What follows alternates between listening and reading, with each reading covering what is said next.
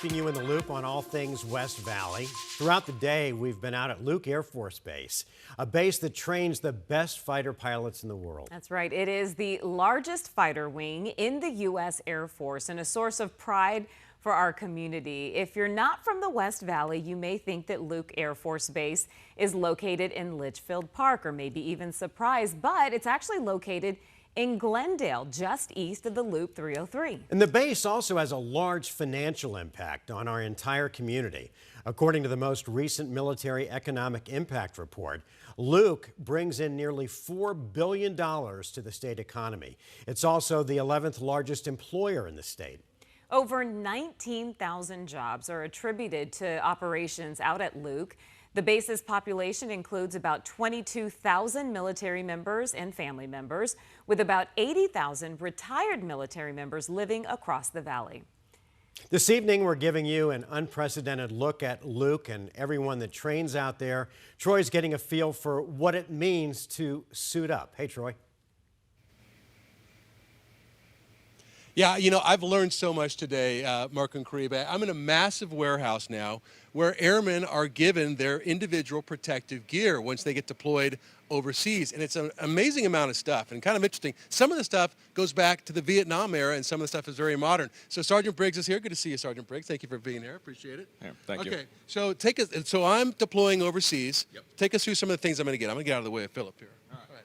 So start off with, you're going to have some very basic gear. You're going to have a canteen. Now, they have changed since the Vietnam days, but covering hasn't. And on the inside right here, typically you're going to have a metal can like this. This is for field rations. If you can, a bowl or a cup for... Bowl, cup, doesn't really matter. You can do a lot of things with it. But after that, you'll typically have a wet belt as well. Okay. This is what you're going to mount your canteen to the back of. Okay. Next thing over, medical equipment is very important, especially if you're downrange. Everybody's going to be deploying with one of these.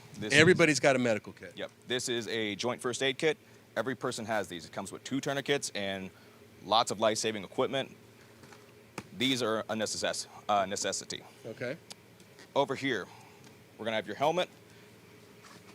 And you said this is designed to stop a pistol round, but can stop a rifle round. In rare occasions, they can stop rifle rounds. I've known plenty of guys on the Army side that have been hit in the head with an AK. And had one of these helmets on, and it saved their life. And that worked. And now this one here, picking this up, I was surprised how heavy it is. You said it's 17 pounds. It feels heavier to me. This is really heavy. It is a lot of weight, yeah. But you get used to carrying that weight over time. Most of the weight comes from the plates. They're level 4 ceramics. They're designed to stop rounds that are coming out of. To give everybody an example of a round that would get shot at this, that they get tested on, would be an M1 Garand from World War II. It'll take 2 rounds from that rifle specifically and several others from different kinds, caliber scaling down. So protecting the lives of airmen. Ugh. All right. And this is your sleeping bag. Yep. Standard sleeping bag. Not a whole lot. It's got 3 layers. It's got a rain layer, cold weather, and a hot weather. Okay. And then down here, interesting because you're talking about chemical and biological protection for the airmen downrange. Yes. So everybody going overseas, the world's a dangerous place, and sadly we have to live like that. So here we have our chemical, biological, radiation, and nuclear gear over here. As you can see, we have everything from pants, gloves, chemical detectors, boots, gas masks, and the bag that actually comes in for the gas mask. Sergeant Briggs, thank you so much for your help. Appreciate it. And the training to treat airmen who may be injured downrange is very intense. Take a look. But this here is MWD Enzo. He's my partner.